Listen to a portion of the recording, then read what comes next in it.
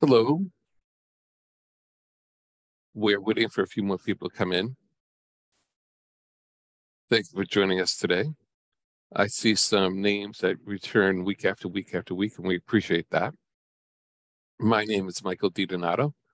I'm an advisor with the Small Business Development Center, hosted by numerous colleges, and we are funded through various grants from the state of California, from the federal government. We provide free economic development assistance to businesses, small businesses, and a small business can be up to 500 employees. Lauren Simpson is the individual who sets up these meetings and is my colleague at the SBDC. She's a wonderful marketeer and a great mother. She is, unfortunately, there she is. Go ahead, Lauren. She is at an urgent care center. Her daughter hurt her wrist. So that is why she is staying off camera for the time being. We have been working through a marketing analysis or marketing strategies for various businesses. Before we get to that, please let me know what you're interested in. Put your questions in the Q&A. Appreciate that. If there's a topic you want us to cover, let us know. For this session, we are going to stay on the marketing track. Please keep in mind we have approximately 200 SBDC advisors throughout the LA County area. We have people who specialize in all sorts of various topics, including marketing, HR, finances, strategy, accounting. If you need help with your business, let us know, because it's no cost to you. Think of it as a management consulting group. We're here for you. By the way, we do have referral sources to all sorts of people that can help you. We don't take referral fees. We just have a list of referrals. And if we can't help you, we know people that can. So my personal background, I've been a CFO and controller for many different companies, many different industries, healthcare, construction, manufacturing. For those who have not talked to me, you know that I am available to speak to you through Long Beach City College and El Camino College, as well as the Lead Center. But we have many other colleagues that have expertise in many other areas. If you are outside the LA County area, you can go to America's SBDC, which is a platform where you can find all the SBDCs scattered throughout the country. There's over 1,000 SBDCs, and we're all here to help you grow your business. So with that, I'm going to move forward with the presentation. If there's any questions from what we covered previous weeks, let me know. I'm going to go through that briefly. We're working through a situation or hypothetical scenario where we have a brick and mortar retail toy store in Santa Monica. And through this hypothetical scenario, we have discussed numerous marketing strategies. And what goes along with that is the development of a buyer persona, or an ideal client avatar, a customer journey map, and then a look or an overview of all the various strategies that might be available. And we actually looked at a site that had a list of 52 marketing strategies. It's actually more than that. And now we're into the situation where, okay, we have a store, we have customers. Now we need to figure out what our marketing budget is going to be. But before we get to the whole marketing budget aspect of this, I'm going to remind you of our ideal client avatar, or our buyer persona. And if you have not created a buyer persona or an ideal client avatar, or at least 2 or 3 for your business, you should. And if you don't know how to do that, let us know. We're here to help you. Do we post all these recordings? Yes, community. We post the recordings. We have a YouTube channel, and Lauren can put that into the chat room where you can access all of these recordings. And by the way, there's multiple workshops that we put on, and they're free to you. There are workshops put on through the various centers, and there's workshops put on by the Lead Center, as this one is coming to you. Okay? So we have a woman as an ideal client. Her name is Abby Smith. This was created through something called Your Expressia. HubSpot can do it. There's many other platforms you can go to, including Canva, to create a buyer persona. Her goals is health and safety for her family. She's interested in self-care, and she wants to increase her income through her career. Her quote is, "My family is my life." She and people like her represent 30% of the people that come to this toy store, which is for children and toddlers. Okay. She's a local SoCal native. She graduated from USC. She has 2 sisters. Her parents are retired. She's 28. She's married. She's paralegal. Household income $180,000. Her husband is an auto dealer. They have a boy and a girl, one's 5, one's 3. Hence, she enjoys toy stores. Her hobbies are surfing and cooking. She reads science fiction. Her social media channels are Instagram and TikTok. She buys her clothes from Gap and Nordstrom. Her social cause is beach conservation. Keep in mind, she's in Santa Monica. She likes to surf. Makes sense.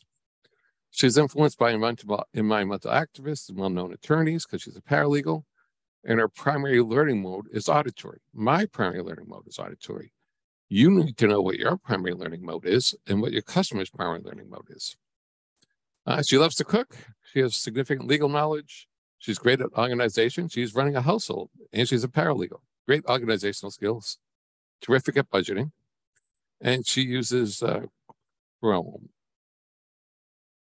Yeah, Chrome and MS Edge, Microsoft Edge is a browser, Microsoft. Okay, she's motivated by the corporate climb, and she wants to get her law degree. She's a paralegal, family happiness. Her frustration is time management. She's a busy mom with a full-time career, work-family balance. Okay, so that is our ideal client for this toy store. As I'm going through this, you should consider who your ideal clients are. You're not engaged in mass marketing. That's one of the strategies that we saw, that you're not Walmart. You're not selling to every household in America. Okay, so you should develop 2 to 3 buyer personas. And after you do that, you create a customer journey map tied to each individual persona. And with Lauren's help, maybe 3 or 4 weeks ago, we created this customer journey map. If you don't know what I'm talking about, contact us. We will help you create one. And you need to create 1, 2, or 3. So for each customer journey map, you have an awareness stage, you have a consideration stage, you have an engagement stage, you have a post-engagement stage. And you may have more than that. If you're a contractor, you might have 8 to 10 stages. It depends on what you're doing, but these are the basic stages. In each stage, you have user goals, and you can see them listed on the screen. Within the awareness stage is where how does someone become aware of our business? What's the journey with you? In this case, her goal is to find safe toys. And her goal is to be sure the toys are engaging for her children and they're age appropriate. And then the consideration stage, it needs to be easily accessible. She wants educational toys. This is where she's deciding which store to go to, right? Entertaining, convenient. She doesn't want to travel very far. Engagement. This is where she's actually driving to the store, walking in. She wants to find it quickly. Remember, she's got toddlers, right? Young children. Pay quickly, get in and out, make sure the returns are available, etc.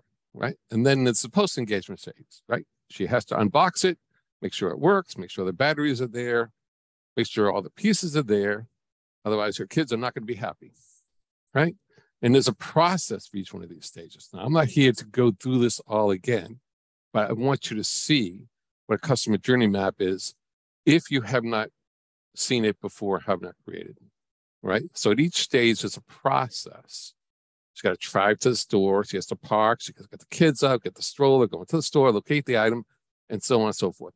You should be identifying each step of the process along the way at each stage for your clients or customers. And what are the problems she might face? Well, too far to drive, might not carry specific items, the time to check out, incorrect pricing. Oh, it's not in stock. Oh my God, if something's not in stock, those kids are going to go crazy, right? They want that toy. It's not in stock. That's a problem. Okay? Imprecise directions. Don't know how to put it together. Are the instructions not included? Are the toys broken? Those are frustrations, potential frustrations. But assuming everything's going well, we all move through experiences, through emotions in these stages. When it comes to car buying, I go from depressed to suicidal. I just hate the entire process all the way through, from awareness to post-engagement. Even post-engagement, I'm not happy. But that's me. You have to figure it out by asking your clients and surveying them what their emotional states are through each one of these stages. And then what ideas or opportunities are there to help your clients or customers go through these journeys. For example, in the consideration stage, Abby might be saying, is there self-checkout to make it faster for me? In the engagement stage, is it clear signage? Are the aisles labeled properly? Is there easy scanner access? Is there enough space for the stroller, right? And then post-engagement, are the toys complete? Include the batteries, make it easy to open, okay? So that's the ideal client avatar, a buyer persona, and a customer journey map. So from there, we move on to a marketing strategy. And I'll just show it to you briefly because we've already been through this. There is a site that has 52 marketing strategies. It's put out by Cult Branding. By the way, if you have created a buyer persona and or a customer journey map, please let us know. Put it in the chat room. If any questions, put it in the Q&A. Okay, but we really would like to understand where you are with your business in terms of these types of activities. So I have brought up the link on my screen, and I'll show it to you, for 52 marketing strategies put up by Cult Branding. And if you haven't seen this, you should absolutely take a look at it. Okay. Now we've already been through all 121 slides over a couple of weeks. So I'm not going to go through all of them. But as you look through these, there's examples of various strategies like cause marketing. And Tom's is the example that comes to mind, but Tom's isn't doing it anymore. What Tom's found out is it's much easier to state buy one, get one free than to actually implement it. So they've changed their model now, where they're supporting organizations and nonprofits. And by the way, they were never ever able to donate all the shoes that they had. And if you look up Tom's marketing, you'll see what I'm talking about. So you can go through this. There's a list of 52 marketing strategies. However, there's more than that. For example, this does not cover influencer marketing. So I'll put this link into the chat room, and you should grab it and go through it if you haven't been through it already. Okay, so there's the link I put in the chat room. Now, what I have done is I've taken a hypothetical store and I've created a marketing budget. Before we get there, I'm going to take you through my presentation on how to create a marketing budget. So this is a presentation that was done for the Digital Marketing Lab at one of our sister centers down in Orange County. Okay. So let me go through here. So what is a budget? It's a plan. It's a set of decisions for future activity. By the way, if you haven't created a budget for your business, you need to. If you don't know how, come see us. Everyone needs a budget. Okay. So what is the purpose of an expense budget? To set priorities. That's what it's about, right? That's one of the key purposes of having a budget. The purpose of a marketing budget is to set priorities for spending on ads and promotion and marketing. But it must be aligned with the overall strategies associated with objectives and the 4 Ps. The 4 Ps we'll go over. So what are the marketing objectives? Increase sales, increase profitability, company growth, increase market share, understanding of customer needs and desires, influence customer needs and desires, brand development, customer engagement, introduction of new markets, introduction of new products and services. Okay? In my opinion, you should give the people what they want, or at least influence them to buy what you have, so long as it's ethical and moral and it drives profitability for your business. Number one goal, however, primary of marketing is to increase sales. Always keep that in mind. Now, these concepts here have been taught in business schools forever, for, I don't know, 50 years, 100 years. Product, price, place, and promotion. You need to understand these concepts for your business. Understand price. What is it? What's the value to the buyer? Not what the cost is to you. That has no meaning to the buyer. If you're spending $150 on to buy product to resell it, and you can only sell it for $100, the only meaning to the buyer is what they can buy it for. They don't care one whit what you paid for it. No one ever walked into a showroom and said, gee, I bet you that cost $25,000 to put together. No one thinks that way. You shouldn't think that way. My cost is X, and by the way, therefore I'll just double it.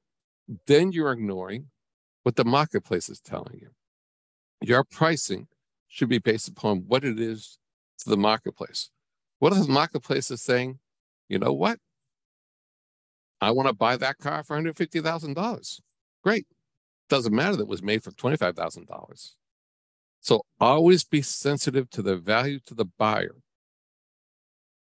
Your costs, in a way, are meaningless to the buyers because buyers don't care. Doesn't matter to them one way or another. All I care about is what am I getting and how much am I paying for it? Now, granted, there's price sensitivity, and that price sensitivity has to do with supply and demand and elastic and inelastic commodities like gas. We all have to buy gas. So when it goes up in price, we don't have a choice. We have to pay it. It's an inelastic demand. We all have to buy bread, inelastic demand. But some products are price sensitive, like cars. You don't have to buy a new car this year, maybe next year, if it's too high. Discounts and competitor prices. I always stay in touch with the competitors, see what they're doing. Then it's place. Where the location of your products is. Where's the distribution channels? Where are your competitors located? What are their channels? Then there's promotion. Promotion has to do with the timing and location of messaging and the types of media. So there's broadcast media, there's print media, there's social media, there's digital media. On top of which I would add to this socialization, networking, and promotion. You also need to look at what the competitors are doing and either react or be proactive. And there might be promotion through sales agents, company reps, influencers, affiliates, etc. And then there's actual product and service. You know, there's a brand story to be told for your product and service. What are the customer requirements? What are your customers looking for? What do they want? Well, for Abby Smith, who's looking for toys for her children, she wants them to be safe. She wants them to be engaging. She wants them to be complete. She wants them to easily be assembled. She doesn't want to spend an hour figuring out how do I put together the toy. The form, fit, and function and the features of those toys have to meet her requirements, not yours. Has to meet her requirements. You might love a toy, but if it's too complicated for a child, it doesn't matter. Okay?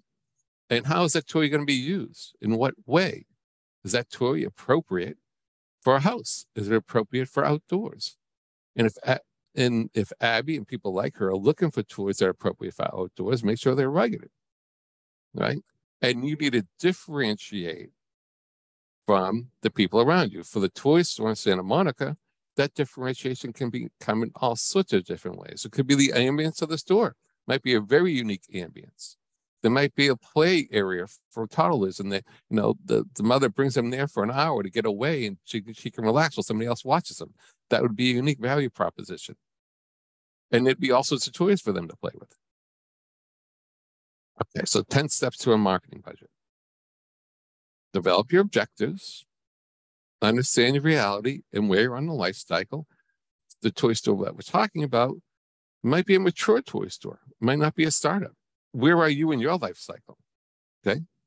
Which of those 4 P's do you want to prioritize? Do you want to prioritize? You can't prioritize them all. You might want to prioritize place. You might want to prioritize how the products are going to be distributed and easily to your customers and clients or the services. I don't know what you want to prioritize, but you have to figure out what you want to prioritize. Okay? Know your target audience, create the buyer personas, create the customer journey maps. I showed you one. Determine your marketing strategies. I just showed you 52 of them. Create a tactical plan. Determine the resources that you have to execute that plan.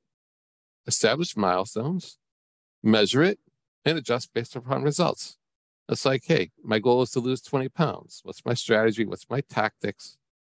I should, right? What's my milestones? 2 pounds a week, etc. And weigh yourself. Same thing, right? So I showed you 52 marketing strategies. This doesn't have all of them. This has some of them, okay? So there's a portfolio strategy. There's a segmentation strategy. There's a brand position strategy. There's a functional strategy. And it's a competitive value strategy. Okay, plus there's a loyalty strategy, a content strategy, a direct strategy, and a digital strategy. It's just different ways of saying the same things that you'd see in the link that I presented to you, right? So a portfolio strategy, you evaluate all the products and services, and discounted, discard obsolete, non-profitable items. I had this conversation yesterday. Someone's got a store with women's clothes in Playa Vista. How old is your product? Well, I haven't sold anything, some products for 6 months. Then donate it. Cause marketing. It's just collecting dust. No one wants the product. The market is telling you. Discount it, discard it, get a write-off for it. Put a deep discount in. And she tried, still didn't sell. Differentiate yourself, right, through different offers. That's a segmentation strategy. There's a brand positioning strategy where you're focusing on the quality and the price and the attributes and the use. Or there's a functional strategy regarding price, place, promotion, and product. Okay, and there's a competitive value. Are you above the competitor? So you maintain if above the competitor, if you scale below the competitor. What is your competitive value in the marketplace? The hypothetical toy store we're talking about in Santa Monica might be one of 10 within 5 miles. So are they going to be above their competitors? Maybe not. But if they're below, they need to bring it up so they're at least competitive, right? Loyalty strategy, content strategy. We talked about some of these things the past couple of weeks. You're not going to engage in all these strategies. You pick 2 or 3. Direct strategy and digital. This is what we're talking about, SEO and social media and keywords and Facebook and Instagram and YouTube and the 20 other platforms that are out there. The question is that right for your business? It depends upon your buyer persona. It depends upon your customer journey map. Not everybody's on Facebook. Not everybody's on Instagram. Not everybody's on TikTok. If I am your audience, you'll never find me on TikTok. So there's no point in spending money on trying to track me and people like me because you're just wasting your money. And that is why you create buyer personas and customer journey maps. Now, you might have 2 or 3 or 4. Fortune 100 companies would have 100 buyer personas and customer journey maps, and they spend a lot of money figuring this stuff out. So, per SBA guidelines, 5 to 8% of revenues should be spent on marketing, with 2 to 3% for run rate marketing. This is across all industries. Run rate marketing is where you're advertising consistently, week after week or month after month, okay? And for startup marketing, it's up to 3.5%. But if it's a retail, early stage, building a brand, it could be as much as 20%. It's never just a flat fee, okay? So as a general rule, small businesses with revenues less than 5 million should allocate 7 to 8%. But if it's customer-facing business that's a retail store, it could be double that, okay? And there should be a split between brand development costs, promotional costs, and this assumes you have margins in the 10 to 12% range, okay? So this is just a guideline. It's up to you to decide what your budget be, but it should not be a flat fixed budget. Okay. So we want sales to increase to 15%. Well, how am I going to do that? Well, we can sell more products. We can increase prices. We can do both. So here we have a product quantity of 13,200 units sold in 2020. And our sales was $31,594. So our unit price was $2.39. But we sold more in 2021. We increased our product quantity, which increased our sales. So we increased to 15,180 units, which generated $36,333 in sales, the same price per unit. So our increase was based upon quantity increases, not on price increases. It could be based upon price increases. It could be both. And keep that in mind. It's not one or the other. So marketing resources. You have the people, you have the technology, you have the capital. People, technology, capital. That's what you need. Who are the people? Well, there's content creators, web designers and publicists, the sales reps, there's brand ambassadors, there's sales administrators, there's customer service staff, there's marketing managers. And by the way, you might be saying, well, wait a minute, it's just me. Well, guess what? You're doing all of this unless you engage people to help you. Maybe as independent contractors. Maybe you go to Fiverr. Okay, but you do need people. Then you have the technology. Do you have the right technology to run your business and promote your business? If you don't, then you need to get it. And that includes digital assets, infrastructure, applications, and sales support. There's all sorts of apps out there now for small businesses to take advantage of. The CRM systems, I mean, a whole host of CRM systems. If you don't know what I'm talking about, speak to us. Customer relationship management tools, CRM systems. I use Zoho. It's a great system, but I'm not promoting it. There's many other systems out there. But you need to have the technology in order to accomplish what you want to accomplish. I was speaking to someone earlier today who is into geospatial mapping, and he wants to work with organic farmers to increase their crop yield. Fascinating stuff. Do you have all the software that you need in order to accomplish your goals? Well, no, some of the software is quite expensive. Well, then we have to figure out how you're going to get that software, which comes to capital, right? How much cash do you have in the bank to achieve what you want? What are your projected earnings? What's your return on ad spend, which we'll cover? What's your credit capacity? And do you have other competing budget priorities? Because marketing is not the only thing you need to focus on. You need to focus on some other things as well. There could be some creative financing through crowdfunding, and that's a separate workshop. And you might leverage your customers to help you. There's also something called crowdsourcing. And sometimes competitors help each other, or you at least learn from your competitors. Okay, so you have to determine your resources available to you. So here we have an example of two companies. We have Gadgets LLC and Widgets Inc. Projected sales of $300,000 for Gadget and $3 million for Widgets. And the following SBA recommendations: 7% allocation from marketing to Gadgets and 8% for Widgets. So the marketing budget is $21,000. But Widgets is $240,000. They have more money to spend. Okay? Still falling within the same guidelines. So Gadgets is saying, look, we're going to focus on content, direct marketing. So our total is $21,000. That's all they're doing, content and direct marketing. They're spending $7,350 on blogs and videos and $13,650 on direct marketing. That's what they have to spend.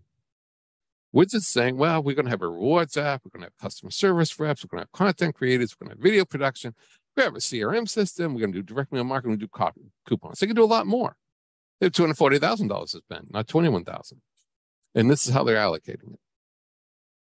Your budget might be, your projected sales might be $50,000. And your marketing budget might be $3,000. Whatever it is, you need to determine how you're going to spend it appropriately based upon customer journey map, and a buyer persona. Okay, so now we're going to go into actual budget. Before I do that, do we have any questions? And how many of you have created a marketing budget? This audience tends to be quiet, but please go ahead and answer that question. And how many of you created customer journey maps and buyer personas? We really do want to get your input. Okay. Hey, Mike, we don't have anything in the Q&A, but maybe everyone can put those questions, since you're asking it directly, into the chat if it's easier. Yeah, exactly. So if you created a buyer persona, let us know. If you created a customer journey map, let us know. If you have a marketing budget, let us know. Your input is important to us. Okay. I'm going to show you a full-blown marketing budget template. This might be a little bit overkill, but I'll go through it anyway. And then I'll show you a real one, like a hypothetical one for the toy store. Okay.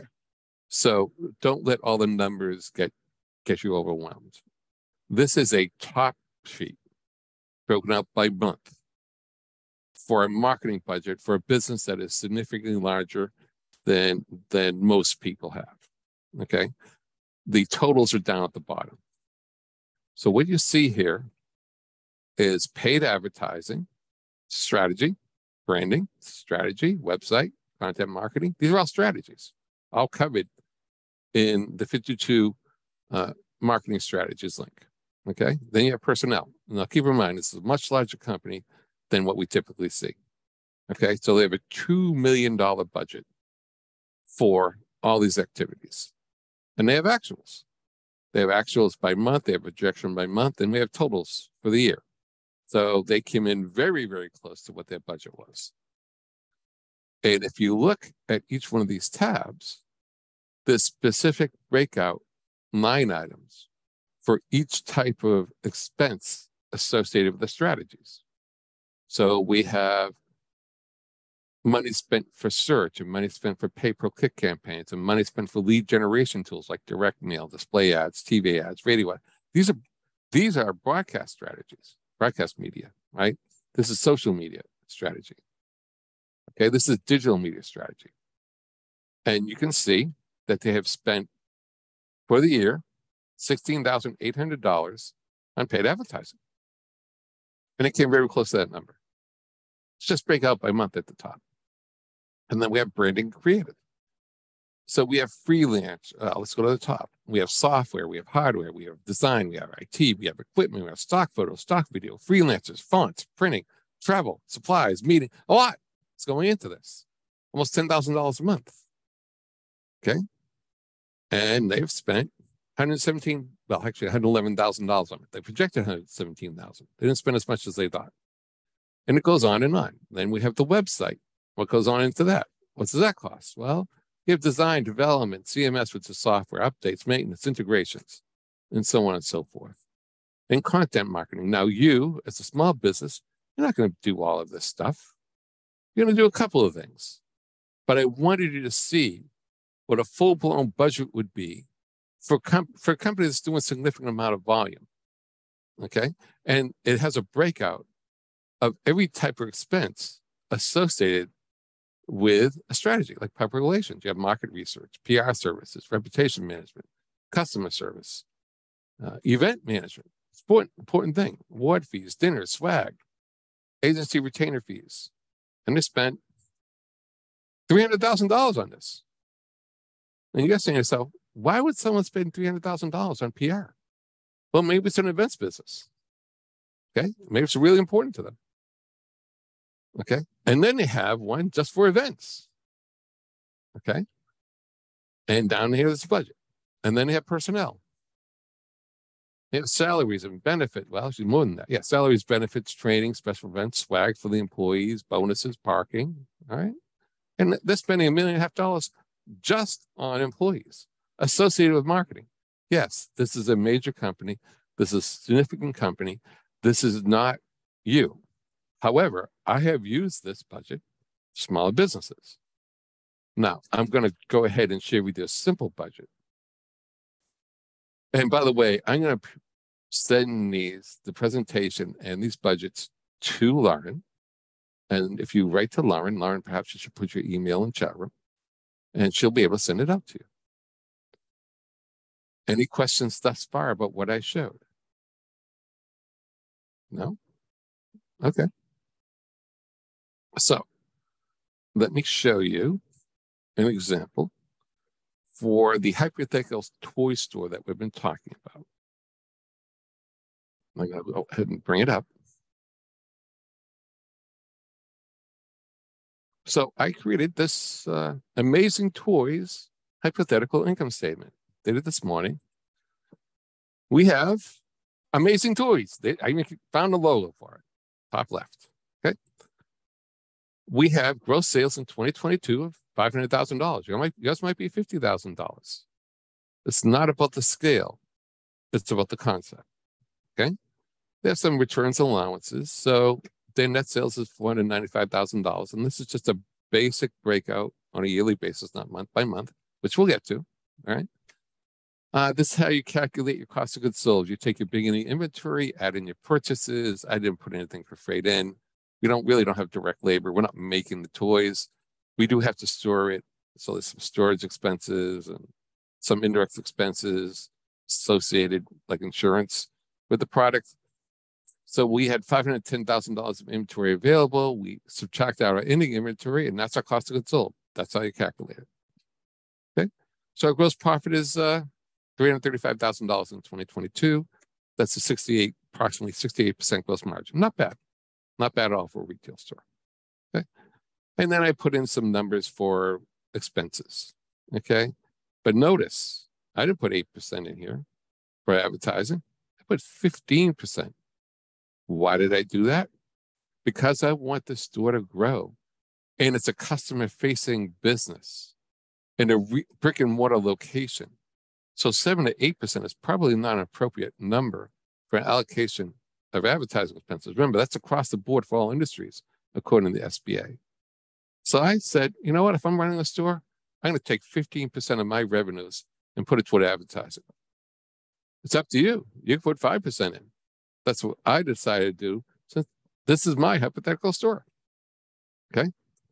And then I have some various expenses in here for types of things you're facing, like bank charges. But notice I put an amount here for charitable contributions because social causes are important. It's a promotional tool. I have some depreciation. I have a couple of people helping me out as clerks. So I got some payroll. I got to pay my rent. Rent is expensive in Santa Monica, probably even more than what I put there. Okay, got some repairs and maintenance. So my net operating income after generating $500,000 in sales is $50,000.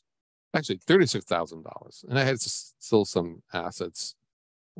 And I end up with $38,000 in net income. I want to do better in 2023. So I want to increase my sales by 15%. So I'm saying I'm going to go, and that's a significant increase, by the way. I'm going to go to $575,000. That's my goal. Okay.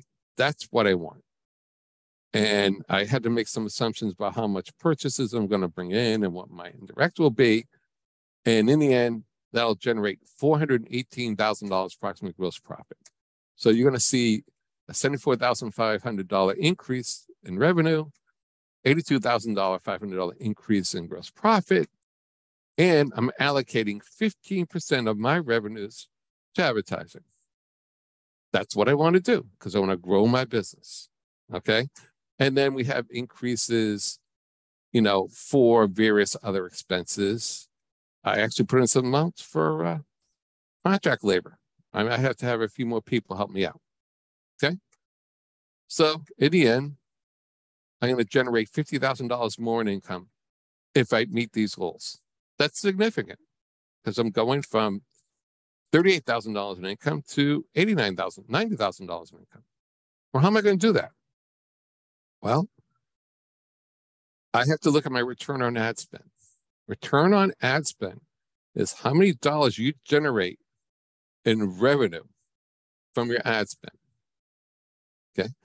And I did an analysis and I determined in 2022 that my return on ad spend was 4.7, which is actually quite significant. I've seen return on ad spend of 2, 3, 3.5, 4, but it's still like this. Maybe it's 4.7 or 5. So I just fixed the formatting here. So I said, okay, if I'm going to have a return on ad spend of 4.7, then it makes sense to put money into advertising. Now, the sales from ads was $350,000. But sales from recurring business, foot traffic, I can't attribute everything just to ads. So I had some amount come in that has nothing to do with ads, 150,000, which summed up to 500,000. That's the number you saw in the income statement over here, 500,000 at the top. Okay, right there. And I want to grow it to 575,000.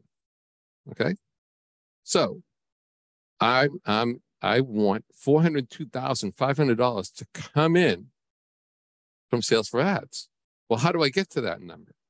Well, my return on ad spend is 4.7. If my ad spend is $86,000, I take 4.7 times 86,000, I get 402,500. That's how I come up with the number. Okay? So between these two numbers, I get to $575,000. That's my goal. All right. So then, Mike, how are you going to do that? Well, then we have to create a marketing budget.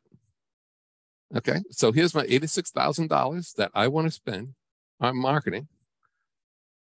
With the knowledge that in the previous year, I generated a return on ad spend of 4.7. Okay, so then I've allocated it. I've allocated it to various strategies. Now, I can't do everything. I can do certain things. I've allocated it to a loyalty program, $3,600, print ads, because I'm in a local community and I want a recurring ad going in to the local paper every week or every month. I want to do some community sponsorships. I need to print out swag, hand it out, t-shirts, pens, that type of stuff. Hey, I got a car. I can put a car wrap around it. One, or an SUV. A car wrap for an SUV is like $5,000, $4,000 to $5,000. Influencers, important strategy, especially when it comes to toys. But I have to pay for those influencers. So I'm taking a risk here saying, I have to find the right influencer, and the people that come find the right influencer, and if they have hundreds of thousands of followers in the local area, then it may be appropriate to do it. I have 15,000 followers on an Italian recipe page, and I've had it for 10 years, but I don't have hundreds of thousands of followers. I have to find the right influencer, okay? And there people help you do that. And seasonal events, right? And then digital marketing. So I've come up with a budget of $86,000.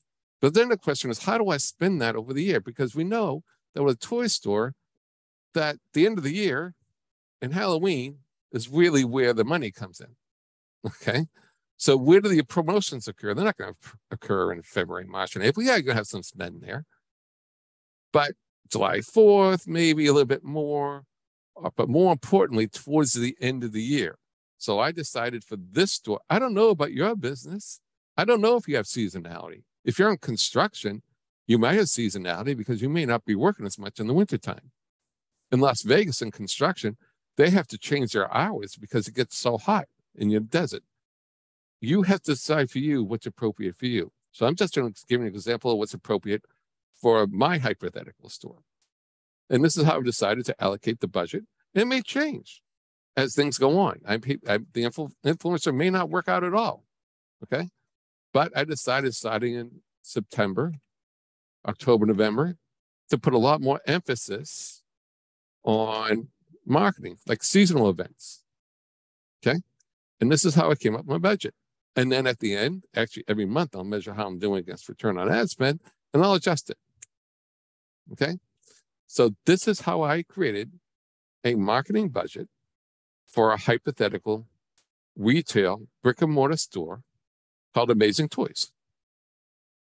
With that, I have completed our journey, our marketing journey with you.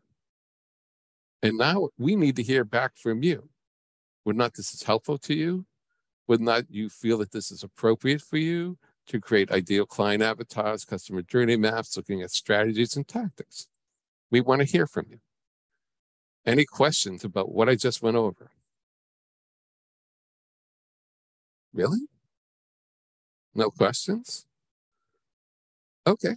Well, I hope that was clear. And we will be back next week. And we'll be moving away from marketing.